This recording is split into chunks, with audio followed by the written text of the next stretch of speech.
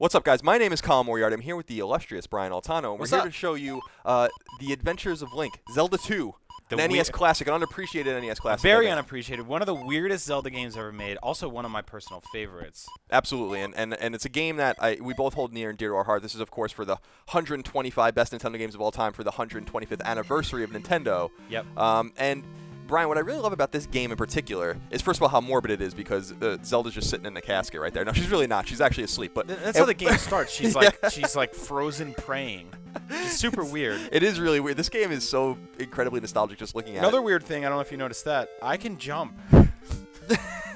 Yes, that is weird. That's not a Zelda thing. Now, this is the thing I was taking away from this game, even as a young kid when it came out, was that this was from the era of second game sequels being different than the first game that made them. I mean, we saw that with Castlevania, we saw that Yeah. with Mario in the West, we saw that with Zelda, we saw that with Contra, we saw that with Metal Gear, we saw that with everything. And so Yeah. this was just another one of those games, except for the fact that people, I think, hate on this game for no reason, because I think this game is actually one of the best Zelda games. I agree.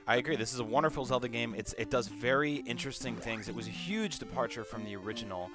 In many ways, like, it's got this top-down look, right, which obviously looks a lot more rudimentary than your other Zelda games. But it's also got these, you bust into this sort of 2D mode. There's a lot of really cool elements in this game that sort of returned in other Zelda games, like towns.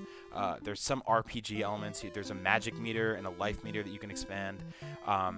You don't really have a lot of the original Zelda traditions, but you have some, and then you have a lot of things that it did completely differently, including Link in boy shorts doing this weird walk. For sure. It's kind And of like a hop. And it's timely for maybe the younger gamers that maybe bought Shovel Knight on Wii U or 3DS. Zelda 2 is a major influence on that game, arguably the biggest influence of all NES games on that particular game, which is one of the best games of 2014. And you can see here when we're running around the town just how much it influenced that particular part of Shovel Knight. So Yeah. Zelda 2 is really held near and dear to a lot of people, in a lot of people's hearts, specifically for all the things it did differently. I think it's the same reason people love Castlevania 2. Castlevania was great. Parappa, of course, this is a reference to Parappa the Rapper. That's right. No, okay. Years before he was invented. Yep. So the game is very weird. You get spells, which, sort of, there's some magic power stuff that appears in later Zelda games, but it's also very difficult, like brutally difficult, which I think is a huge turnoff for a lot of people. And it's also very obtuse in the way it sort of presents its story and characters' narrative. Like, everything you say to anyone pretty much happens in this box, which, like, for some people, like, okay, great, thanks. You really pinpointed it for me. Thanks for that, and thanks for some time. It's not as bad as Castlevania 2 where everyone's lying to you, but it's and everyone is just blaming it on bad translation. And this is just like, no, you kind of need an FAQ. You can use my FAQ on GameFAQs that I wrote when I was in high school. For this game? Yeah, great, Oh, great ASCII maps of all the dungeons in case you're a Really? huge nerd. That's awesome. I'm a big fan of that. I probably have used your FAQ before. But I don't know. Just looking at this game puts a smile on my face because it really, this was a special time in game. Look at the flicker. There's so many. If you can go back and get them, yeah. Like if you shoot, there's just too many moving things on the screen, so it flickers. This old lady. It just can't happen. So there's temples in this game, right? And they're actually really cool, and you fight a lot of cool bosses on. Like there's a horse knight. It doesn't make any sense. Like right nowadays, you play a Zelda game and you fight a giant spider or a huge lizard. But back then they were just like, here's a horse knight. You have to get weird items to get through certain areas. Like I believe up here, there's certain areas that are just dark that you need a lantern for. Yep. You can't see the enemies. You can sort of see them flickering on the ground there. It's so brilliant though. The mechanic's so brilliant. It's beat up. God, I love it. And like you said before, the transition between this top-down exploration that's somewhat reminiscent of the original Zelda, but not really, and then, kind of running into enemies. It's almost a precursor to the more action-based RPGs where you see the enemies on the field and you fight them in separate battles. And this is kind of the precursor to that.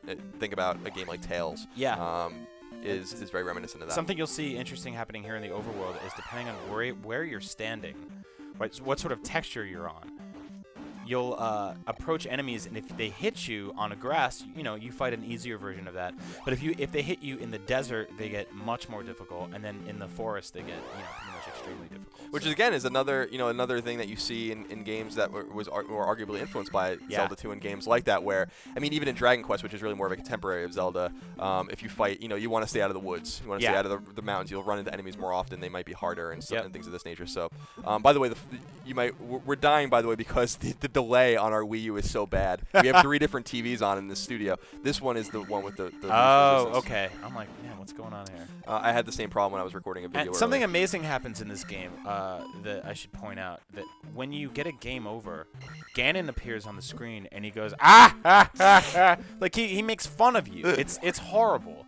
And getting a game over in this game is devastating because you pretty much start all the way back in front of the praying Zelda sleep corpse. And you have to trek all the way back into these temples. And it's impossible. Like down there's a swamp. It's basically the hardest thing in the world to walk through. Yeah, the game's great. It's difficult. Play it. It's you can download it on your Wii, your Wii U, your 3DS, whatever. I'm sure you can find other ways to play it.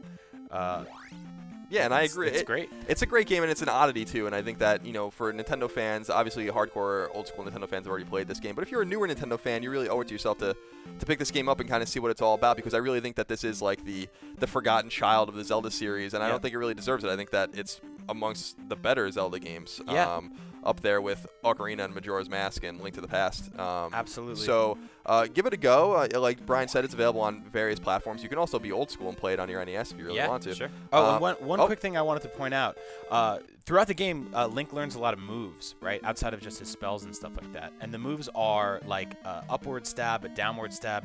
All of those moves became his moveset in Smash Brothers. All the weird things you see him doing in Smash Brothers are inspired by his moves in this game. So like there's a lot of Zelda 2 still, has some presence in modern gaming outside of, a lot of the RPG conventions and stuff.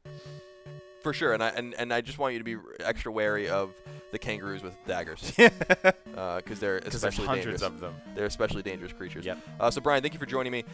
Make sure to stay tuned to IGN and watch all of our videos for the top 125 Nintendo games for Nintendo's 125th birthday. Yep. Happy birthday, Nintendo! We love you very much. And for more on all things video games, keep it tuned to IGN.